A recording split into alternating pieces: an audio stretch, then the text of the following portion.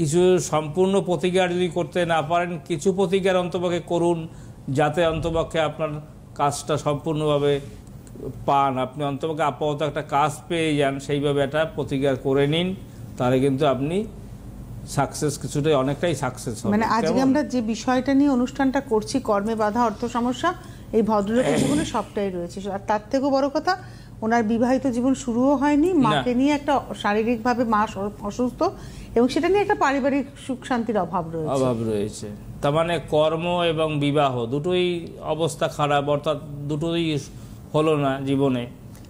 মানুষের জীবনে সবটাই দরকার, তাহলে সুস্থ এডুকেশন দরকার, সুস্থ কর্মজীবন দরকার, একটা সুস্থ বিবাহিত জীবন দরকার, সেটা নারী পুরুষ নির্বিশেষে সকলেরই জীবনটা যাতে সঠিক খাতে বইতে পারে। আমার মনে হয় সে কারণেই যতটা সম্ভব ছেলেবেলাতেই প্রতিকার প্রতিবিধান করে নেওয়া ভালো।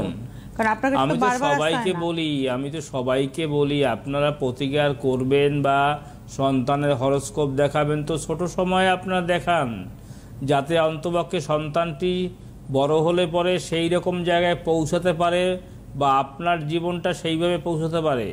কারণ হচ্ছে হরোস্কোপের মধ্যে যদি অশুভ দোষ থাকে, তাহলে আপনি যতই চেষ্টা করবেন কোনোভাবেই আপনি গায়ের জোরে কিছু করতে পারবেন না। এটা হচ্ছে, কারণ আজকের এতটা বছরে কয়েক হাজার মানুষের কাজ দিয়েছি, এমনি এমনি তো দেয়নি, নিশ্চয়ই হরোস্কোপ দেখে তার প্রতিকার প্রতিবিধান করা হয়েছে বলেই সেখানে কাজ দেওয়া হয়েছে।